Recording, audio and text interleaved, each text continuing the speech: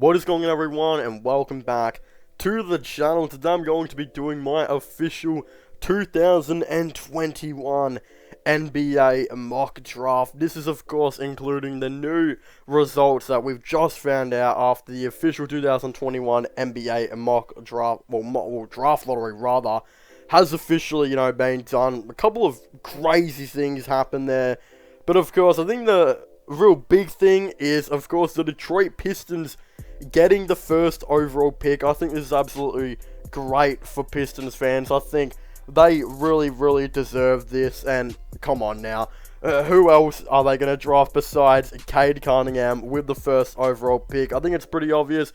He's a 6'8", point guard, can literally guard the 2. He can guard the 3 as well. He is a very versatile player. He actually averaged 20.1 points per game, 6 rebounds and 3.5 assists on 40% from 3.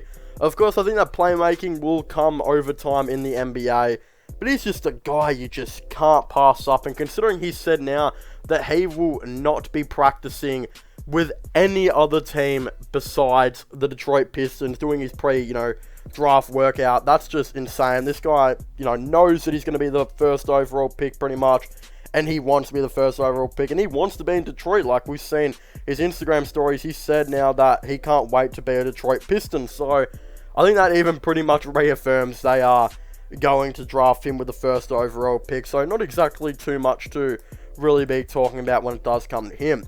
But with the second overall pick, it does get a lot more tricky.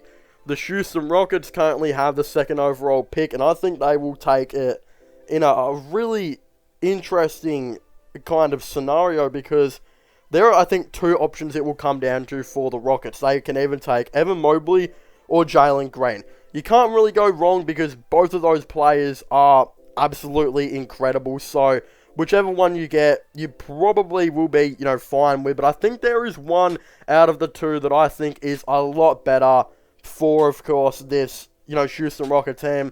And in my opinion, that's actually Evan Mobley. I think Evan Mobley really fits in with this team. I don't exactly see why they, wouldn't draft him, because they've, of course, they're really starting to build this core. John Wall, it looks like he probably doesn't want to be there. They might look to trade him. But when we look at, John Wall, even if he does get traded or not, and, they probably need a point guard, I still don't think they'd even look at Suggs. I just think Mobley would be so perfect for them, because you'd literally have, Wood, who would kind of come in. He'd probably play more of that, power forward position now full time. I think Christian Wood would play. But he's a good enough 3-point shooter to, of course, potentially do that. And I think that he can really work well with Evan Mobley. And I just don't think you pass up an opportunity to have a front court of Evan Mobley and Christian Wood. You just don't go about that. I know they need a small forward, but I just think that you probably go ahead and try and sign a small forward in free agency. Again, they of course had, they've still got Daniel House kind of playing on their team right now. He might leave in free agency. That could of course happen, but I still think, Deshaun Tate, he made all-rookie first team. I think they might look to play him permanently at that small forward position now. So, maybe, I just think they desperately need, another big man. Want to go out and get Mobley. I think that makes the most amount of sense, for them. But I guess taking Green wouldn't be too bad either. I just think they should be taking, Evan Mobley, partnering up with Christian Wood. They need to have a starting 5 of like John Wall at point guard, Kevin Porter Jr. at shooting guard, Deshaun Tate at small forward. Mobley would probably be center, and then of course Wood at power forward. That's a lethal young, team. So again, you definitely do that. Moving on to the third overall pick, I have my Cleveland Cavaliers. So I am so excited that we got the third overall pick. I was absolutely going insane when we actually were able, to win the lottery, because we haven't won the lottery in a long time. And I know we won it with Andrew Wiggins, but I don't know if that necessarily really counts, because whatever pick we had, we probably were going to trade for Kevin Love anyway. So I'd say the last time we fully won the lottery was Anthony Bennett in 2013, and let's be honest here, that didn't go out like we, expected it to. So I think we will do better here, and in my opinion, with the third overall pick, I've got the Cleveland Cavaliers taking Jalen Green. I think it's a pretty obvious one. Jalen Green's the best player left now. If, of course, the Rockets, take Evan Mobley. I think Green actually fits better into this Cleveland Cavaliers team, in my opinion, than Evan Mobley. Because, yes, Mobley could probably play power forward. I just don't think it would work. Like, that spacing would be pretty bad. I know Mobley's a pretty good mid-range shot, but he's still developing that three-point shot. If you put Mobley in that starting five, there's only like two players that can, shoot, and that's Darius Garland, who's a great three-point shooter, and Colin Sexton is still a little bit inconsistent, and Isaac Okoro is still trying to find his shot. It would not be a good shooting team. While if you bring Jalen Green in, I think Jalen Green will probably come off the bench to start off with. Then who knows, he might start here and there in the future. But I think he'd get big minutes off the bench. Like, he'd probably play backup point guard, backup shooting guard, and backup small forward. He would probably play literally all of it, just like how when the Cavs had Kevin Porter Jr., they kind of played him backup point guard, shooting guard, and small forward as well. Jalen Green actually started 15 games this year, played 32 minutes, and in them he's averaged 36.5% from 3, 18 points per game, 2.8 assists, and 4 rebounds. So, of course, I kind of think he'd just do everything off the bench for this team. It's been a long time since a player has won Rookie of the Year and Sixth Man of the Year at the same time. I believe it's only happened like once, I think. I think Jalen Green could definitely be, pushing for that if he gets drafted by the Cavs. But, hey, he'd probably only come off the bench for a little bit. They'd probably have, always a couple players getting injured. So he'd probably come in and start here and there. But it would be really interesting to see how this goes. I think he's perfect for the Cavs, though, because, look, he might not start much in his first season, but I think in his second season, when the Cavs have everything figured out, they might decide that Okoro might be not the starting small forward they thought he was. They might decide that Sexton might be better off the bench. They might even try and roll a small ball system out where they have all four of them in the same lineup. Look, I don't know if they would be able to do it. It'd be offensively, a crazy offensive team. So, hey, they could try and do it. And Jarrett Allen, I would imagine, still has boards all locked and loaded in. I don't think he'd really struggle with that. So, I guess I could try it, but hey, it probably wouldn't work out that great. So, yeah, I'm not too sure, but hey, I think this is a pretty obvious decision. I think Jalen Green's still perfect for the Cavs because, yes, he might not start much in his first season, but I think he is perfect for the future. And I think if you can have a potential backcourt of Darius Garland and, Green, you are doing very, very well for yourself. So that is a potential all-star duo right there if everything could go right for the Cavaliers. So, again, with the third overall pick, I've got the Cleveland Cavaliers taking Jalen Green. With the fourth overall pick, the Toronto Raptors shocked a lot of people when they actually won the lottery and got to pick 4. I wasn't that shocked. I kind of thought that either them or Sacramento were going to win it somehow.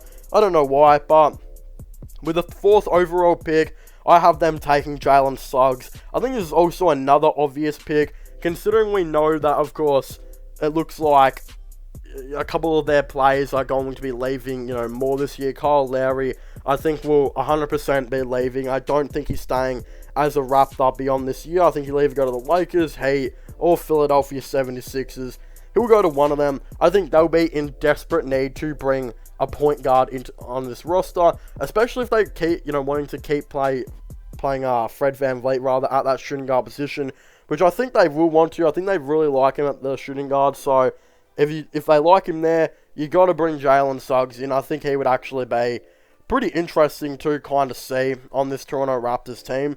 Of course, he's played 30 games this year, averaged 29 minutes per game, only 34% from 3, but he averaged 4.5 assists and 14.4 points per game.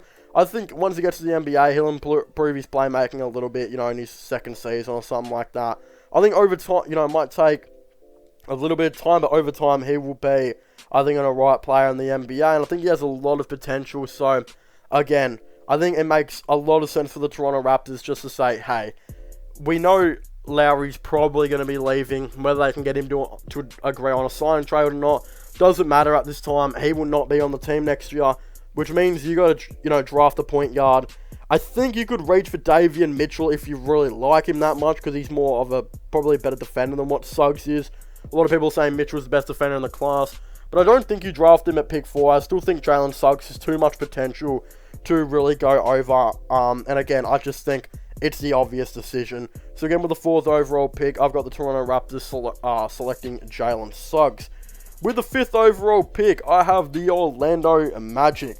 Now, this one was kind of hard for me because I needed to see what their positional needs were. But at the end of it, I figured to myself, they've got enough point guards, they've got enough shooting guards. They don't need Mitchell or Johnson. How about we go get some forward depth for this team? So I actually went out and got them Jonathan Kaminger at pick 5, who I think is best available. He is 6'8", listed as power forward, can play small forward and power forward, and has some experience, of course, playing for that G League Ignite team. So I just think that makes so much, sense for them to take Kaminger, give them some forward depth, especially considering they lack a lot of it. And again, they'll be losing Otto Porter Jr. in free agency most likely. James Ennis, I think, will leave in free agency. Gary Harris, who probably play a lot of small forward this year, they'll probably look to trade or reach a buyout. They will have no small forwards, so I think you bring in a dude that can play power forward as well and probably start for you at small forward in Kaminger. He averaged 33 minutes per game this year, 15.8 points per game, 2.7 assists and 7.2 rebounds. Again, his 3-point percentage wasn't great, only about 25%, but I don't think that really matters. If you can have a starting 5 of I'd probably say they'd roll Fultz at point guard, Hampton at shooting guard, Kaminger at small forward, Isaac at power forward, and maybe Wendell Carter at center. Then off the bench, you'd probably have Cole Anthony continue to come off there, Michael Carter-Williams, etc. And again, the other player who I'll get into drafting a little bit later. So again, they've got enough really guard depth. Why not actually go out and get a forward? I know they've already got a power forward in Jonathan Isaac, but I think Kaminger would start at small forward for the time being. And let's be honest here, who is going to stop Isaac and Kaminger? That is a lethal forward combination. Both of them are absolutely insane, defensively, in my opinion. I think, Isaac will eventually develop now into being like a 15-point per game type of dude, especially now, when he'll come back. I think Kaminger will probably start off being like only an 8-point per game dude in his first season, but I think he could develop very, very strongly. And yeah, Orlando have, I think, again, as I said, enough guards. They've got a couple of centers, Mo Bamba, Wendell Carter Jr.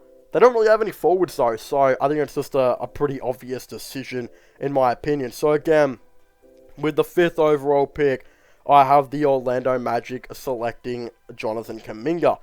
Now moving on to the 6th overall pick, we have the Oklahoma City Thunder, who I was really glad to see fall. I'm not going to lie, I really didn't want to see OKC have another top pick. That would have been very, very devastating in my opinion, because they have a lot of draft picks in the future, and I don't think they need an extreme amount of help.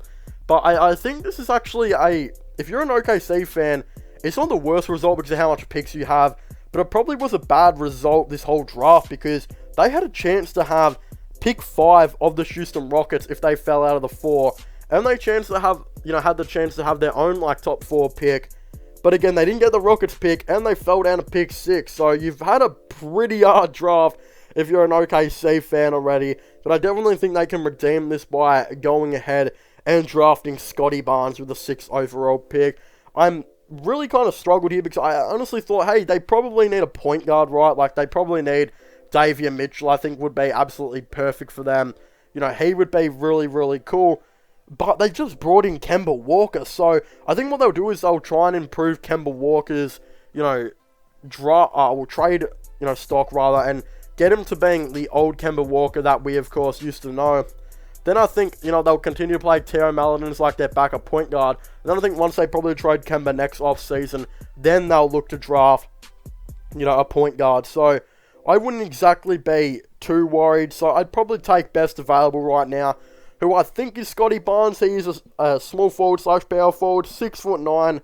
I think will come into this team and be their, of course, their starting power forward. Who knows, he might come off the bench in his first season for Pokusevski, and even Baisley still might, start over him. But what I really like about Barnes is that this guy is literally like a new version of Draymond Green, which is kind of crazy to talk about, but it's realistically true. He averaged 10.3 points per game, 4 rebounds and 4.1 assists. He has so much development, though, at the playmaking. He looks like he could be a really good playmaker in the future. And I think considering OKC only really have one playmaker right now in SGA, who I still think is more of a shot creator, I feel like they definitely need some playmaking here and there. Of course, again, Kemba Walker, he's a shot creator. He only averages about 4 to 5 assists really per year. So, again, they definitely need a playmaker to come in. And I think even maybe bringing Barnes off the bench to be your, backup power forward, or maybe even backup point forward,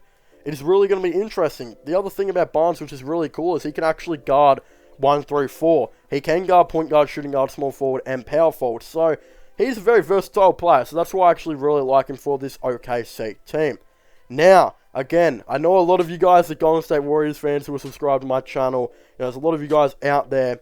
I actually have, them take, of course, with the 7th overall pick. That's where they kind of fell in the lottery. I honestly thought there was a huge chance that they were always going to keep their pick. I mean, the Timberwolves, if it wasn't going to be top 3, the Warriors were going to be able to keep their pick, which is exactly what they were able to do. They got the pick, which was, 7th overall pick from the Timberwolves. I think this one, in my last mock draft, I actually had them taking Keon Johnson because I thought he was best available. But a lot of you guys said, no, they should not take Keon Johnson. The player they should take is Davion Mitchell. And I've done a lot of researching here and there, and I agree with you guys. I think Davion Mitchell would actually be a very, very good player for the Golden State Warriors. And that's why I've got, them taking him with the 7th overall pick. He's a 6'2" guard, aka pretty much nearly the best defender in this class. I did see, a lot of experts say he is their, best defender. He's averaged 14 points per game, 2.7 rebounds, 5.5 assists, which is really, really good stats. The only issue is he's about 22 years old, so for some teams he might be a little bit too old. But I think for this Golden State Warriors team, he's kind of perfect. They desperately need a backup point guard, that can be a defender and a good playmaker. They've already got, Nico Mannion will be there, but I don't know what they're going to do with him. They've already got a bunch of shooting guards who they'll probably let some of them go or trade some of them. I just think they need, a backup forward and a backup point guard. So, yeah, again, I do have them taking Davion Mitchell. I think he'll come in, be really, really nice for Steph Curry because he'll probably guard the two when playing on the same court with Curry. He will... I think, because his defense is so good, he's probably only 6'1". I don't actually think he's 6'2". But again, the fact that he's a really, really good defender and can guard both point guard and shooting guard at 6'1", 6'2", is really astonishing. Plus, Plus, his playmaking is really, really good too. So again, I think he's kind of perfect for this Warriors team. Plus, they're going to be wanting to contend next season. So he'll come in. His age kind of fits them. He's not an extreme young guy that doesn't know what he's doing. He'll come in and be absolutely perfect for them, in my opinion. With the 8th overall pick now, I have the Orlando Magic. And yet again, I have them selecting another forward. As I said before, because I think they have so many guards and, so many centers now, I think all they need is forwards. The only forward they really have is Jonathan Isaac. The rest are all probably going to leave in free agency or they're going to trade. So again, I think you bring in Kaminger, who you will start at that small forward position. And then, of course, Jalen Johnson is the dude I have them taking at 8. He is 6'9", small forward. Mainly, I think he's more like a wing type dude, shooting guard / small forward. But on this Magic team, he'd mainly guard the small forward, position. I think they would kind of, lean him into guarding that power forward position. He was, rated extremely highly before the season started. Some people thought he was going to be a top 5 pick. He had a pretty disappointing season with Duke, though, only averaging 11.2 points per game, 6 rebounds and 2.2 assists. 44% from 3 was pretty good. He's a really nice, spacing type player.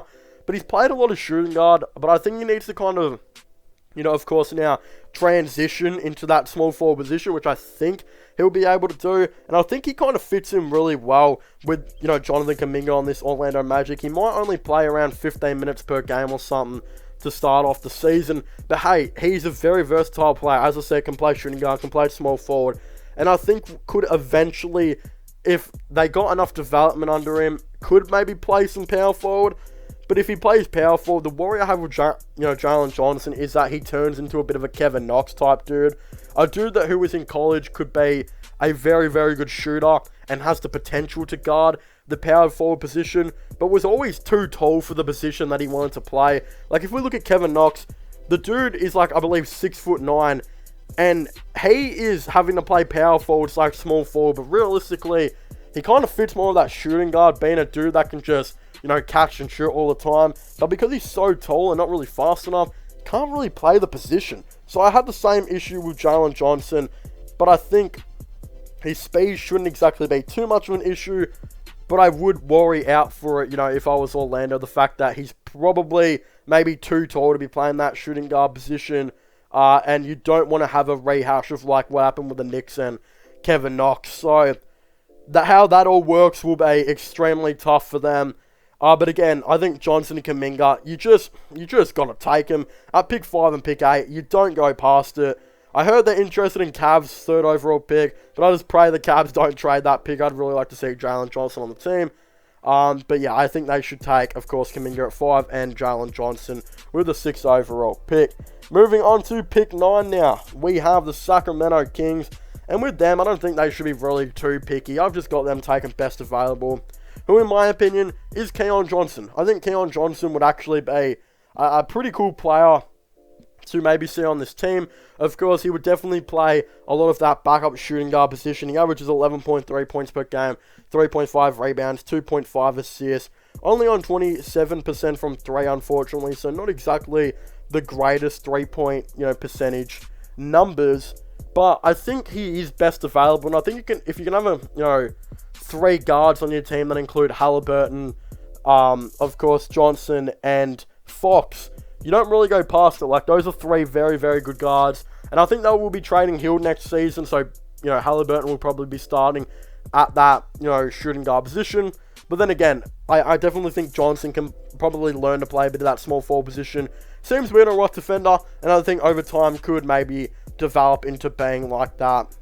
Who knows, even a backup point guard. Like, I know his stats don't say it, only 2.5 assists. But I think the playmaking ability could be there. I think the scoring ability will develop over time. Like, I just want to say how cool he looks in his Tennessee jersey. Like, something about him playing in orange, I don't know, it looks pretty cool. I think he's actually a really cool player to watch. And I think the Kings could actually get themselves another steal here, because in my opinion, Johnson was probably the 6th best player in this draft only a couple weeks ago. I've got him sliding down a little bit, but if you can get another dude like who you get at like pick 9 to, pick whatever, like pick 12, whatever they got Halliburton at last year, who was probably worth like a top 5 pick in this class, which I think Keon Johnson could be. If you're a Sacramento Kings fan, you do that absolutely every day of the week. There is no reason you wouldn't do that at all. So, again, with the 9th overall pick, I have them selecting Keon Johnson. Now, moving on to the 10th overall pick. This is probably one of my favorite picks in the whole draft. I've actually got the New Orleans Pelicans selecting Corey Kisper. Now, I know Kisper's probably, maybe not good enough to be the 10th overall pick. I believe he's ranked 13th or 14th. But you've got to take him here. If you're a New Orleans Pelicans fans, I guarantee you got to get hyped for this dude. If you can get this dude in the draft, you have had an excellent draft. Because one of the real issues, I think, with this team was that they literally had no spacing whatsoever. Like, the spacing was terrible. Their best 3-point shooter was Brandon Ingram. He's more of a shot creator. There was like no shooters in that starting 5 that they had last year. I think they'll be looking to trade Adams to bring in a shooting big man. And I think, they'll be looking for, of course, a shooting guard now that can be a lethal shooter. Now, Kisper is 6'7". I don't know how he's going to go about maybe playing shooting guard. He is more of a small forward, but hey, if they manage to bring in like Norman Powell in free agency or someone like that, which could possibly happen considering it does look like, the Trailblazers might be falling apart. If they can bring in Powell, why not have Kisper come off the bench and play backup shooting guard and backup small forward? He's literally averaged 18.6 points per game, 5 rebounds, 1.8 assists on 44% from 3. This dude's stats is absolutely insane. He is an elite shooter, and I think he literally solves so many of the current problems that the New Orleans Pelicans are having right now with their shooting issues. Now again, The issue with Corey Kisper, which I think has diminished his value a little bit, is the fact that he is 22 years of age. But I think for this Pelicans who are looking to make the playoffs next season, that doesn't worry you at all. If you're a Pelicans fan, if you can keep Lonzo in free agency, trade Adams and a bunch of picks and whatnot, and try and get like Miles Turner, bring in Norman Powell in free agency, which I think they can do all of these things, you could be looking at a team that looks like Lonzo Ball at point guard, Norman Powell at shooting guard, Brandon Ingram at small forward, Zion at power forward, maybe Miles Turner at center. With off the bench, you'd have like Corey Kisper, Kira Lewis Jr., and whoever else they go and sign for agency. That is a very, very fun team to watch. So, of course, I think Corey Kisper just makes so much sense for this New Orleans Pelicans team. So again, I think they will definitely take him. And of course, again, all this is why I have, the New Orleans Pelicans taking Corey Kisper at pick number 10. But of course, if you haven't already, please make sure to leave a like and subscribe to the channel for all the latest NBA content and NBA news. Don't forget to subscribe to my IRL, /vlogging channel and my gaming channel if you haven't already, which I will all link in the description down below. Of course, don't forget to subscribe to my sports, the channel, which is this one. Don't forget to check out my podcast as well if you haven't already, which will also be, linked in the description down below. Definitely leave a comment. What are your thoughts and opinions on my official 2021 NBA mock draft? Did you guys like it, or did you guys think it was bad? What would you guys have done different? Of course, I definitely would like to know all your thoughts and opinions on this down below. As I was saying, subscribe to all my other channels if you haven't already. But as I was saying, leave a like, subscribe, and comment, and I'll see you guys next time. Goodbye.